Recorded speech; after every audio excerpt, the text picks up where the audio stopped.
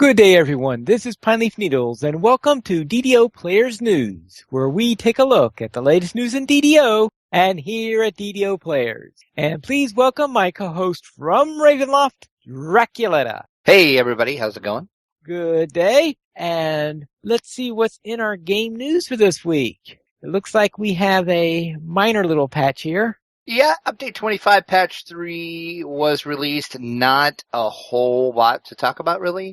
Basically, it was a little changes to the Temple of Elemental Evil. The base XP for both the Part 1 and Part 2 has been increased, and the XP for all the optionals also increased as well. And this was mainly due to a big outcry on the forums. People were really unhappy with the amount of XP the temple was rewarding. I haven't dared to look back in that forum thread to see what they think after the patch. So I'm not sure people are happy, but you know how it is. You really can't please everybody, as they say. No, the only thing harder to please than everybody is a forum. Yes, that is true. Also, in the temple, there is a chance for a rare encounter to now appear off the critical path, and the chance rate of that increased by 20%. So you might see some more rares, which I'm kind of excited about since I'm trying to farm those chests to get those drops. So the better chances of rares, the better my odds of not getting them due to the RNG, right? Oh. And epic upgradable items from the temple now properly use the epic octopus stinkhorn mushroom for upgrades instead of the heroic version of the ingredient.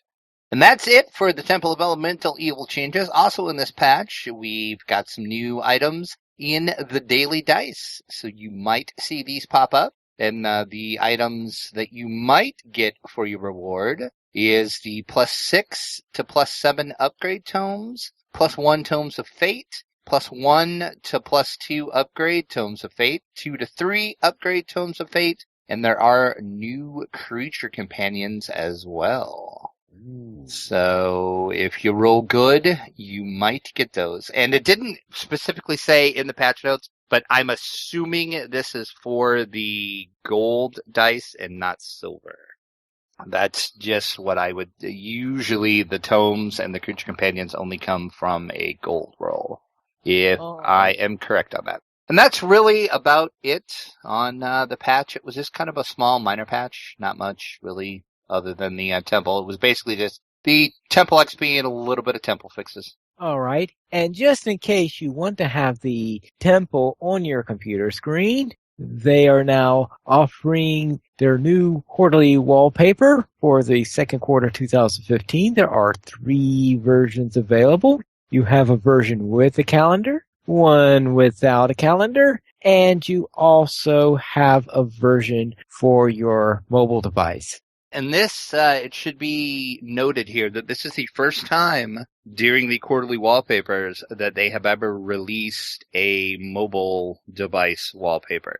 So that was pretty exciting to see them actually doing mobile devices. If you like the load screen for the temple and you've always wanted that for your wallpaper, now is your choice because that is one of the options. And I may or may not have that on one of my computers as my wallpaper. Just saying. Are you saying then that there are other options other than this loading screen? Yes. Yeah, you said there are 3 different wallpapers you can get. Let me click to actually look at them.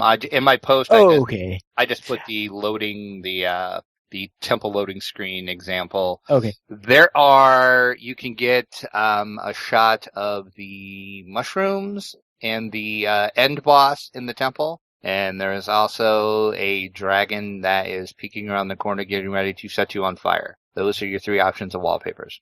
And once again, all those are available in various sizes and mobile as well. The dragon one's pretty sweet. That would be pretty cool on a phone, I think, for a lock screen. I'll have to think on this because I use dual monitors and I tend to use dual-sized wallpapers. So okay. Yep. Yeah, I was actually kind of surprised they didn't. They do have like widescreen 16:10 versions, but they don't have any for dual. Yes, if they had a 32 by 9, I would certainly have taken that. Which, I'm surprised I haven't seen anybody on the forum suggest that, because the mobile versions was a suggestion on the forum, actually. There was a few people that wanted mobile versions of the wallpapers, and that's why they offered them this time. I think that if they did have a double wide one, I don't think the temple would work that way because the best stuff is in the middle there. But the dragon one or the mushroom one, I think would. Yeah, that would work. I could see the dragon one on a dual monitor setup. That would actually be pretty sweet, probably. Now on the forums, they have opened up a Warlock forum, and don't worry, this is the first day I've checked in on the Warlock forums, and I already see that people are complaining. Yes, I noticed that too. Pretty much, yeah. It opened and people were already complaining, and we haven't even actually seen anything of the Warlock yet. But this, I guess, is a good sign, though. I would think the Warlock is incoming, and I know Cordovan on, I think it was last week's lunch live stream, he did mention that the Warlock should be on Lamania soonish.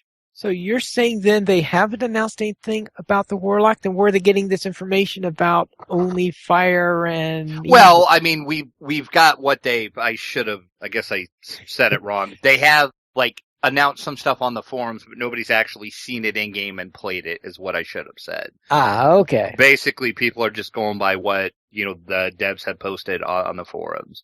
And they're complaining about that, which, and I said nobody's actually seen it in-game yet, so why are we complaining about it when we don't even know if that's what it's going to be? So, because they are forums. Yeah, forums, gotta love them. So yeah, but like I said, I'm pretty sure it was last week's lunch live stream that Cordovan did say that they hope to have a version of the Warlock up on Lamania within the next couple weeks. So we'll be able to get our first actual play test of the Warlocks and see what's going on, but you can peruse the forums at your own risk if you would like to see what else is going on with the Warlock. At your own risk. Yeah, that is right. And we also have DDO Chronicle issue 141. And is there anything interesting in this week's? Yes, Mykar's DDO 10-week challenge is still going on. Last week, the quest that you had to do was a small problem. And this week, I didn't look to see what it is. Looks like you can choose between the Pit or the Temple of Elemental Evil this week.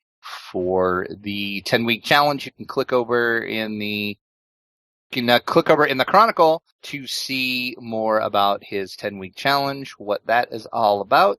In fansite news, DDO had a great episode last week with Bonnie Bew on the topic of leading a guild. So if you're thinking about starting a guild, or maybe you're a guild leader now, and you want some tips and advice on leading a guild, this is a great episode to listen to. The damsels of DDO are starting gimped characters, and basically what that is... characters. Yes. Basically what that is they are starting a character at level 1, and they're rolling dice to pick everything. So you can click over and find out exactly why they're doing this. There's a new... Well, I guess I'll call it a podcast, because you can download it too. It's actually it's live on Twitch, but you can download an audio version of it too. It's called The Dirty Kobold, and in their latest episode, they looked at the adventure packs and talked about the ones that they liked and didn't like, and which ones they suggested buying. And that is really about it for the Chronicle this week. I could imagine one type of challenge. How about if someone chose everything about their character based on what was on sale that day? Wow. The day they created that was on sale the day they created their character. That would be a pretty epic challenge, actually. Right. Especially if it was a really bad sale week. Yes. So what is this sales week like? Well, it's not too bad this week. You have 20% off Epic Destinies, Tomes of Fate, the Key of Destiny, and Fast Travel. Also, the free sample of the week through May 14th is a Lesser Experience Elixir. If you would like that, use the coupon code LSXP15. LSXP15. Once again, that code is 1 per account. And that is it for the store sales, so not too bad. All right, then let's head into the site news where we will begin with our little poll there on who should be the next dungeon master. And how'd the poll go? I like how you call it our literal poll. I like that. Well, the poll was we had one less vote than we had last week. So it was another pretty popular poll. And the winner of our poll by, let's see, it was 30% was Felicia Day. Once again, I did not rig this poll. Just throwing that out there. I know I'm gonna get accused of it. Just throwing it out there. She got 30% of the vote. Other was the other big one at 26% of the vote, and we'll talk about that here in a second. R.A. Salvatore got 13% of the vote, and Christopher Perkins got 11%. And I actually figured Christopher Perkins would get more than that, because if you have ever watched any of the Wizards YouTube videos where he is DMing, he is an amazing DM. So I'm really kind of shocked that he only got 11% of the vote. All right. And we had some people who said other, right? Yes, we did. Quite a few people said other, and it kind of ran the gambit, and some of them left me scratching my head. Scratching your head. I'm like, really? Okay. But taking a look at some of the others, Jeff Hanna from DDO Gamer said me. Well, or not me, but someone like me, a DDO player. Would have to be someone who could actually do the job, though. Maybe have some kind of voice over playoffs amongst the DDO players, with the winner being the next guest DM. Now, that would be fitting. It would be the ultimate powered by the fan moment. Or by its fans, sorry. Which, that's actually a really good idea. I kind of like that idea. That does sound like an interesting idea. But the problem is, how are you going to have the competition? Well, true. There's a lot of nightmare logistics to work out on it, I'm sure. But as he said, that would be the ultimate move for Turbine, though, since they say they are powered by its fans. That would be the ultimate powered by its fan moment. So, Eric Perez says, well, the new D&D theme coming up later in 2015 is more Dritz, which spoiler alert, we'll talk about later in the show. So he said R.A. Salvatore DMing would be a great boost to the relevance of DDO in D&D, and not to mention the possibility of getting attention from the hordes of his readers. Which I would agree with that. Pete says Simon Helberg, and if you don't know who he is on The Big Bang Theory. And he says, check season 6, episode 23 of The Big Bang Theory. His DM of a dragon with Christopher Walken's voice is epic. And I have to admit, I watched The Big Bang Theory, and that his Christopher Walken dragon voiceover was pretty epic when he was DMing on the show. So yes. Here's one of them that maybe scratched my head. Observing Earthling said Morgan Freeman.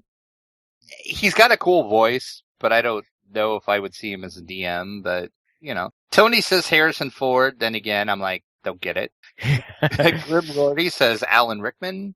And we've actually had a couple people that said this in the comments, but I just picked one out at random. Saki says, please, Vin Diesel. He is a D&D player, which this is true, and it is well known he is a D&D player, because he has talked about it in interviews before. He would bring attention to DDO, and they can introduce a Riddick-style weapon for fun, maybe some latent man crushes with fuel, then playing as well Barb players, you know who you are. So there you go. There was actually, I think, about 4 people that left comments that said they wanted Vin Diesel. Okay, then. So that one just kind of had me scratching my head too. But then again, I guess he does have kind of a cool voice though, so I guess I can kind of see it. But Felicia Day won, so we need Felicia. That's all there is to it. All right then. But Felicia Day is not in our screenshot of the week. She is not, but we have a wonderful sunset in Three Barrel Cove. This was sent by Edric, and he says, Supply, enjoying a morning stroll in Three Barrel Cove. So I guess it's... Wouldn't there be a sunrise? Yeah, I was about to say, I guess this is a sunrise and not a sunset. It kind of looked like to me the sun was going down, but I guess it's coming up. So once again, it just proves how beautiful of a game DDO actually can be when you set it on high settings. If you have a screenshot you're particularly proud of, send that to podcast@ddoplayers.com, and we will feature your screenshot on the site. All right, then let's go into our news beyond DDO. And the first one of these is that the new D&D storyline has been revealed. And what are we facing next time after we face elements? We are facing the rage of demons. Which demons? The demon lords have been summoned from the abyss, and players must descend into the Underdark with the iconic hero Drizzt to stop the chaos before it threatens the surface. Rage of Demon is the story all D&D gamers will be excited to play this fall, Wizards of the Coast said in their press release for this. Whether they prefer doing it on consoles, PCs, or rolling their dice at the table with their friends. So yes, our old friend Drizzt is making a comeback. Ooh. Well, at least now we know that they're not going to be releasing another D&D board game for that event. No, because they already have one. They can maybe just update it, update the rules, and maybe add some supplemental cards for it. And there you go. And a lot of people on Twitter ask exactly how Drizzt would fit into the story. And Chris Perkins on Twitter did respond, and he said Drizzt's role in the Rage of Demons story varies depending on the platform that you play it. In the tabletop role-playing adventure, the PCs are definitely the stars. So that's kind of good to hear. So it sounds like Drizzt is going to be there. He'll be with you, but he's not going to overshadow you. It's going to be all about the player. They said in the press release, this is going to transverse over all of their platforms. So it, of course, is going to take over the storyline in D&D 5e paper. And also on the PC, you're going to have two different options to do it. The Neverwinter game will, of course, have this in their expansion. It's going to be called Neverwinter Underdark. And also the Sword Coast Legends, they are going to include this in their version as well.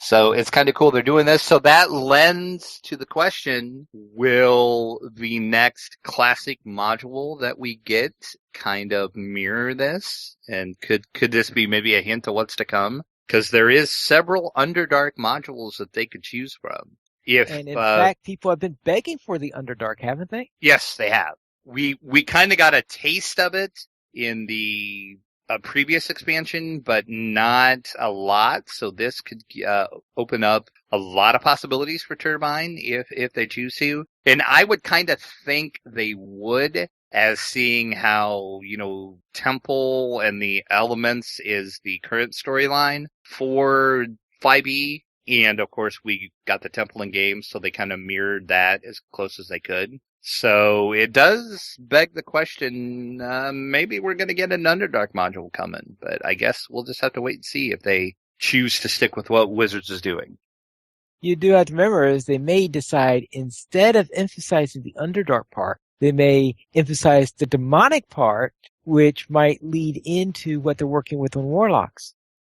Storyline is going to kick off on September the 15th for the pen and paper version at least, and it is going to start out in a module called Out of the Abyss, and that is designed for Wizards by Green Ronin Publishing. And if you click over on the article on DDO Players, I did put a screenshot of the cover for the book, and it's a pretty amazing looking cover. So this whole storyline should be pretty good, and I'm just happy to see Drizzt back, because I love Drizzt. So I was excited to see Drizzt is coming back.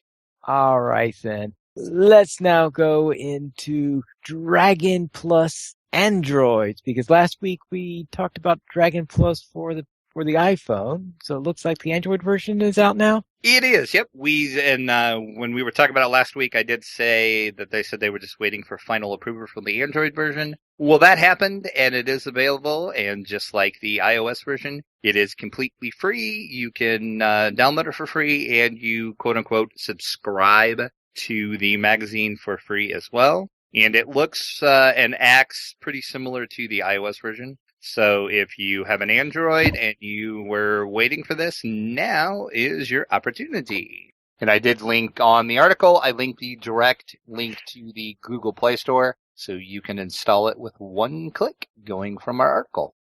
I remember last week we talked about the 3.5 Player's Handbook being available in PDF, but it looks like the Monster Manual has followed its course. It did, and I do believe I said that I believe the Monster Manual didn't come out as well. Well, apparently they heard me, and here it is. Does that mean that you're going to say that I can't believe the Dungeons Master Guide hasn't come?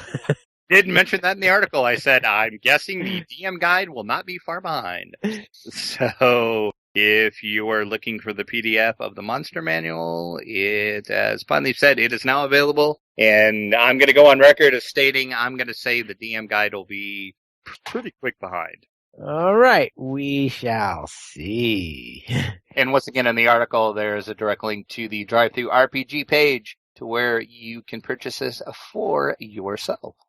And we also have a new Unearthed Arcana, Waterborne Adventures. Oh, I think that after last week, I'm not too sure I'd really want to go on a Waterborne adventure.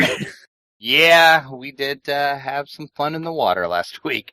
But these rules are going to give you some new options for fighting style, roguish archetypes. And, of course, if you're ever wanted to have your players play a Minotaur, well, you can now do that with the 5-page PDF that Mike Merle's put together. It's everything you want to know about running a waterborne adventure if you ever wanted to do so. I'm not exactly sure why. What does the Minotaur race have to do with water? You know, I wasn't quite sure how that fit in, and I looked at the PDF, and it still didn't make sense to me, because the Minotaur is actually from Dragonlance.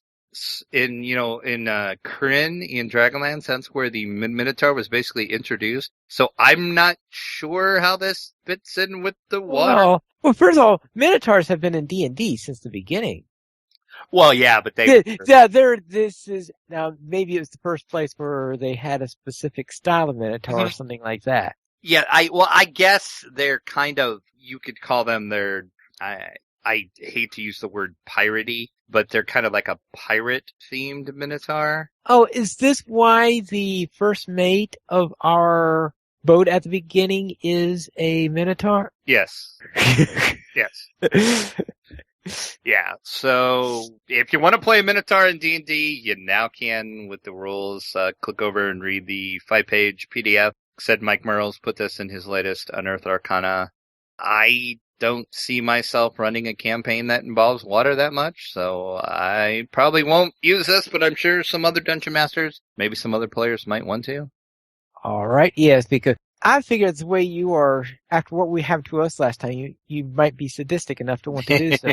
Well, that's true. There is a lot of possibilities with water. Yeah. An aquatic version of Strahd. Hey, there you go. And you decided to post the map to the exhibit hall in Gen Con. Why is this so important? Because you need to plan out your attack for the exhibit hall, because it's overwhelming once you get in there. It's like crazy. There's booths everywhere. There's people everywhere. It's insanity. So you can find out exactly your map. Well, that is if you're going to Gen Con, of course. Yeah. But it looks like Mayfair has quite a large area. Yellow has quite a large area. Paizo seems to. Yeah, it looks like the big ones in the exhibitor hall this year are going to be Mayfair and Paizo. They usually there's 2 or 3 companies that kind of, I always said compete for the biggest booth. And it looks like it's Mayfair and Paizo this year. Well, Fantasy Flight has a pretty big one too. Well, their Fantasy Flight, they do everything big. Have you seen their game boxes finally? Yes, I have a few of their games. And some people might be looking at this exhibit hall map and saying, wait, I don't see Wizards of the Coast on here anywhere. And I thought that was a little odd too. My best guess is what they're doing is they have done this for the past couple of years at Gen Con. All of the Wizards of the Coast stuff, all the games and the tournaments and everything they run is held in the Sagamore Ballroom, which is one of the biggest ballrooms in the convention center. And their booth is usually in there as well. So that is my guess. I did send an email to the media outlet for Gen Con and also for Wizards to ask them about this, and I did not receive an answer back yet. But that would be my guess. And another thing that I thought was weird is today I didn't make a post on it yet because you actually can't buy the event tickets, but the event listing is now up on GenCon.com, so you can go and you can look at the events and kind of add them to your wish list and find out, what events are scheduled. And if you search for any Wizards events, there's nothing listed on the event list either. So well, then they need a phone book size thing in order to handle yeah, anyway, don't they? Yeah. So I'm guessing that's why, but I thought it was really odd they weren't on the event listing though. Yeah, because let's face it, they will have plenty of items there. Yes, and just there are probably a couple hundred things just for Magic the Gathering. Yeah, exactly. So yeah, and you might be wondering, why are we talking about Gen Con? Well, that is because we are covering Gen Con from the lead up through the convention. So that is why you're going to be hearing a lot of Gen Con news between now and August. All right. Let's not worry about what you're going to be doing in a couple of months at the moment. What did you do last week? I went to the Giant Hold for the first time ever. That is on my level 13 rogue. Right now, I'm mainly just doing explorers and just doing some slayers. I'm not doing any of the quests yet. For one, I can't figure out where to go for the quests. So I have some quests, but it's like, go here. And I'm like, I don't know where here is. So I'm assuming I'm going to find dungeon entrances and the like when I explore more, but I am knocking some of that out. And I gotta say, it's quite the interesting landscape in the Giant Hold. It's nothing that I can't think of any other area in DDO that looks like the Giant Hold. So it's an area all to itself. I'll put it that way. Right. So that's really all I did. Like I said, I was just doing explorers and slayers, and I'm still having fun with my level 13 rogue. I'm sneaking up on people and stabbing them in the back and killing them. So that's always a good time. You have a big target apparently at Giant Hold. Yes, there are a lot of giants. Imagine that. And then my level 12 ranger rogue mix, of course, did some. We ran one quest. And that was on our weekly Wednesday playthrough, and I will let you talk about that, Pinely. Right. And we ran the Tomb of the Shadow King, where we found a little challenge with some sneaky hidden doors. Or I should say hidden passages, I think would be more exact on that. So someone was going around casting illusions. That's what I gotta say. Because we needed, I think we had 2 of the torches left to put out. And we could not find 4 of them. Or 4 of them, that's right, yeah. It was 4 of them. And we could not find them anywhere, and we looked all around our map, and it's like, no, we got them all. And then we remembered in 2 sections, when we went in the room, it said something is strange about the wall, blah, blah, blah, and we're like, okay, whatever. And we searched for secret doors, couldn't find any, so we just moved on. Well, and then Pineleaf, it was you that actually had the idea to go back. Yeah, then we went back and found them. Yeah, that's pretty sneaky because it's like it's a wall. Well, it's not really a wall. Just walk up it. So. The GM did give us a hint. Well, yeah, we just didn't pay attention to. Well, we kind of did pay attention because we did search, but we didn't spot anything when we searched. So right, I guess we did pay attention, but we just didn't not enough read the hint enough. Yeah, exactly. So kudos to the designer for adding the little wall that's actually a door, but it looks like a wall thing. Right. And then on my druid, my permadeath druid, I ran Stop Hazardil's Shipment and retrieved the stolen goods. And I didn't get too much further than that because last week I had 3 things that I managed to acquire during the course of the week. One of them, of course, was just before last week's episode when I got my copy of the Temple of Elemental Evil board game. So I played the first adventure there where I managed to get by and escape the temple. And now I'm going through a second one where I'm looking through an air temple with monsters chasing me all over the place. And so I'm assuming you're going to do a post on it, but give me just your quick early impressions, even though you've only really ran the first adventure. It I think they have a real nice feel to it this time. I like how they handled something because they have this emphasis on the campaign over the individual ones. And I like the idea of that. It means they can handle the leveling system as in a way that more fits D&D, because in D&D, you don't level up in the middle of an adventure. You level up between adventures. Mm-hmm. So they do it this way here. So instead of you gain a level halfway through, but you lose it the next time you play. So here you have a little bit more of a logical progression on how your character works. And that also allows them to not to worry about changing halfway through because, as soon as you level up, what a natural 20 means totally changes. So I like how they're handling that. So overall, I like the feel of how it works. It does get disconcerting sometimes if you're going against two monsters you decide to explore, and then three monsters pop up, go boom, boom, boom. Yikes! Yeah, that probably is going to be a bad day for you, I would assume, especially playing by yourself. Yes, so therefore occasionally, because right now in the game I'm playing, I'm getting near the end game, and I've got 5 monsters on the board. Oh, good luck with that, sir. Yes. Now, they're scattered all over the map because I'm running. Run away, run away. But when I find the boss, and I start fighting the boss, you can be sure that while I'm fighting the boss, all these guys are going to catch up and bounce me on the head. Ooh, that's right. I forgot. When you find the air elemental, you get a brass dragon pops up. I wonder if the brass dragon can do any damage to the monsters. Well, see, that's just not fair if you have a dragon fight for you. Well, yeah, it looks like the dragon only moves. The dragon does not. Yeah, it looks like the dragon moves, but doesn't have any attacks. Because it's a baby dragon. So the baby dragon is just trying to get out. Oh, I see. He's trying to escape as well, huh? Right. So therefore, while she's trying to escape, of course, this may distract a couple of the monsters, but the dragons are going to get killed if the monsters are distracted by the dragon. So you're saying you're going to use the poor baby dragon as a Meatshield? Well, who knows? I have a feeling I'm going to die anyway. That's horrible, Pineleaf. Horrible. I don't know where I'll be person. doing it.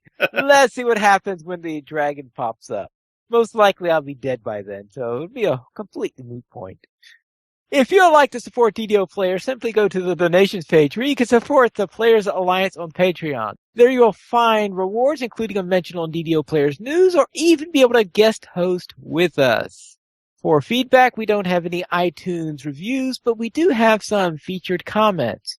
Livmo left a comment on DDO Players News, episode 26, Chat with Cordovan Part 2. Thanks for the inspiration. I'm off to the Inspired Quarter this weekend. I'll tell Jeets you all said hello. Perhaps I could get some nifty screenies.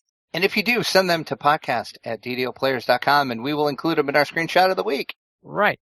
And DDO Central left a comment on Rage of Demons is the new D&D storyline. Maybe the next classic module update for DDO would be the D series, Descents into the Depths of the Earth, Shrine of the Kuotoa, and Vault of the Drow. Now, I think we've a couple of times suggested that possibility. Yes, we have, and I'm pretty sure this is what they're gonna do. It would make sense, so I guess we'll see. That very much will be fitting with the Underdark, seeing how that, as far as I know, is the introduction of Underdark. And Cordovan has said on his live streams, and he stated it on the forums a couple times too, that they already know what they're doing. They already have a name. Yes. So we should soon find out. Maybe they'll drop some hints soon, maybe. Right. Now, we do know that they do work closely with Wizards of the Coast. Correct, yep. And I think he said that on both episodes of the show that he was on. Right. So therefore it is possible that they know what the storyline would be in advance. It's pointing more and more. This week we did not have any emails, but if you'd like to send us one, you can send it to podcast@ddoplayers.com. You can also follow us at Twitter, the Players Alliance @PlayersAlly, DDO Players @DDO Players, Draculetta @Draculetta_72, and Pineleaf @Pineleaf Needles. The Players Alliance has 3 live shows every single week. On Mondays at 8:30 p.m. U.S. Eastern Time, we have DDO Players News. On Thursdays at 6:30 p.m. U.S. Eastern Time, we have Guild Wars Players News. And on Saturdays at 8:30 p.m. U.S. Eastern Time, we have Locho Players News. And you can join us for our live shows at ddoplayers.com/live. This is Pine Leaf Needles saying so long, and remember to loot those treasure chests.